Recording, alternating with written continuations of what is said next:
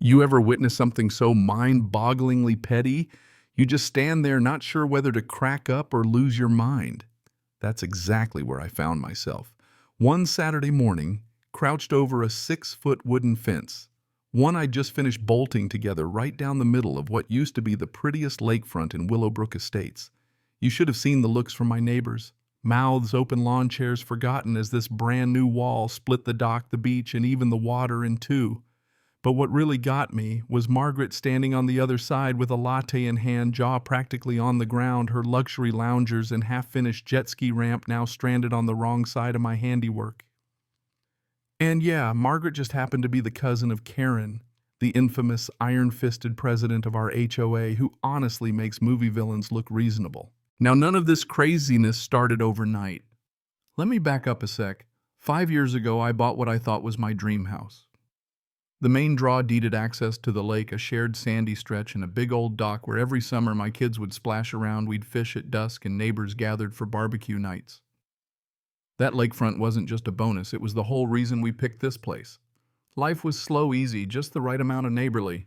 Then 6 months ago, enter Karen Fitzgerald, new HOA president, self-appointed queen of Willowbrook, and apparently the world's greatest killjoy. I swear the second she got the job, it went straight to her head fines for excess grass height wind chimes, outlawed for being too distracting, and God help you if you planted a flower without her written permission. But the real poison, the favoritism. Suddenly her brother-in-law was official landscape inspector with a paycheck to match her old bestie, took over the pool contract, and when cousin Margaret breezed in for a few months, somehow the rules just stopped applying. First red flag, Margaret set up what can only be called a lakeside resort on the communal shore. I'm not talking a beach chair and a six-pack. I mean tiki torches, commercial-grade loungers, a sound system, and then wait for it, a private jet ski ramp half-built and already blocking half the dock. She even roped off the area with little private signs as if nobody else lived here. Now, I'm all for fun, but not when it turns a shared space into someone's personal playground. So I did the neighborly thing, walked over, introduced myself, pointed out that the space was, for everyone. Margaret just laughed, held up this piece of paper and told me Karen had given her exclusive rights to half the lakefront since, and I quote, "You only use it on weekends, dear." She said if I had a problem, I should file a complaint with the HOA. Which she knew, obviously Karen ran. Now I'm a contracts lawyer, so a so-called easement reassignment waved in my face. That's like waving a red flag at a bull. I read it over. It claimed the HOA board had voted unanimously to grant Margaret exclusive access for her stay in the interest of efficient community resource management. Nice phrase, right? Except I knew for a fact 2 board members had been out of the country the entire month, so unless they'd voted by carrier pigeon, something didn't add up, you know what I mean? I started making calls to the city planner, the county records office, even an old college buddy who specializes in property law. Every answer was the same, that Lakeshore was deeded to specific properties, mine included, and no HOA vote could override that, not without signatures and a proper legal process. Translation: Karen's reassignment was about as legal as monopoly money. So I took it to the next HOA meeting, dropped my findings on the table, and waited. Karen, who usually had a smile so fake it squeaked, went beet red. Her fingers clenched so hard on the podium, I thought she'd snap it in half. She started shrieking about recently amended bylaws threatening $500 fines per day to anyone challenging board authority, and produced, I kid you not, another bylaw amendment typed up, but missing, signatures, witnesses, basically everything a real rule needs. All the while, Margaret kept doubling down, blasting music, throwing parties, trash piling up her jet ski ramp, jutting into the water like some medieval barricade. The final straw. One morning, my 8-year-old daughter tiptoed down for a swim, and Margaret physically blocked her, told her, "Sorry, private property now." My kid came home in tears. That was it.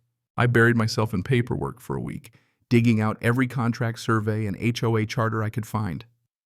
Turns out not only was the lakefront deeded directly to my lot, but the original HOA charter had a clause saying the association had zero jurisdiction over deeded rights. Any attempt to interfere would open them up to personal lawsuits.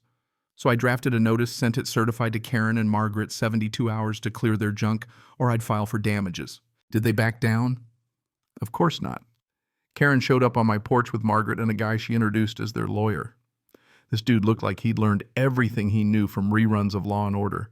They tried every trick, threats, bribes, Karen offering to waive my HOA fees for a year if I let it go, Margaret suggesting we split, the weak lawyer mumbling something about squatters' rights. I just smiled, told them to have a nice day, and waited out the clock. Margaret's response. She started building a permanent shade pavilion, doubling down on the mess. So I called in a licensed surveyor, got the boundaries marked down to the inch, then headed straight to the hardware store. When I told the clerk I needed enough fencing to bisect a lakefront, he blinked twice and just said, "Good luck."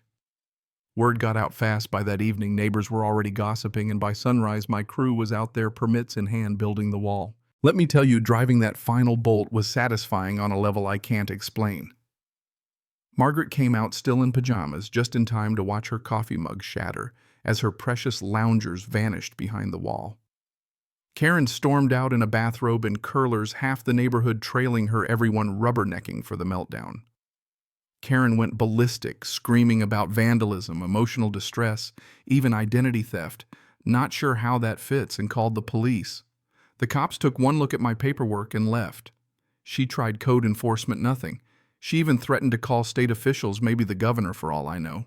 Now, if you want a real comedy picture, Margaret set up after the fence. Half her jet ski ramp is useless. Her speakers cut in two shade pavilion posts, split like a modern art piece. The whole thing looked like a cautionary tale for bad neighbors. That night, the HOA called an emergency meeting. Karen had even sent out flyers calling me a public menace. But instead of rallying the troops, it blew up in her face. Turns out a lot of folks had their own bones to pick.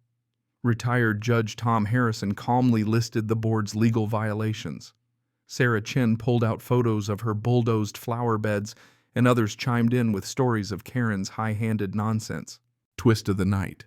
Margaret's husband, who'd flown in just for this, took one look at the chaos, the fence, his wife's tantrum, and announced they were packing up and leaving, muttering loud enough for half the room to hear that Karen had dragged them into an expensive disaster.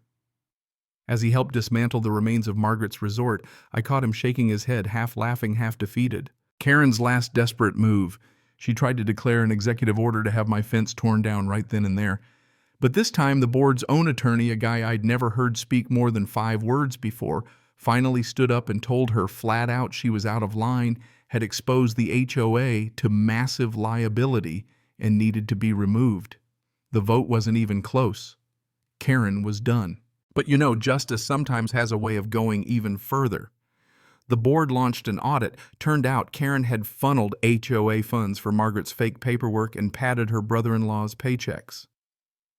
3 months later, Karen found herself standing in front of a real judge charged with fraud and embezzlement. The verdict: guilty. 2 years probation, 300 hours of community service, and 47 grand in restitution. When the gavel dropped, Karen finally broke tears. Apologies, the whole 9 yards. So these days I sit by the water, coffee in hand, watching the sunrise over a peaceful shared lake, my fence standing straight as an arrow. Sometimes when the light's just right, you can still see the line it drew where chaos ended and sanity won out, at least for now. But hey, in this neighborhood, who knows what wild story comes next? If you got a kick out of watching Karen's HOA empire go down, don't be shy. Drop your thoughts below, hit that subscribe button, and tell me, where do you draw the line between standing up for what's right and just surviving the madness? Because in Willowbrook, the line is literally right down the middle.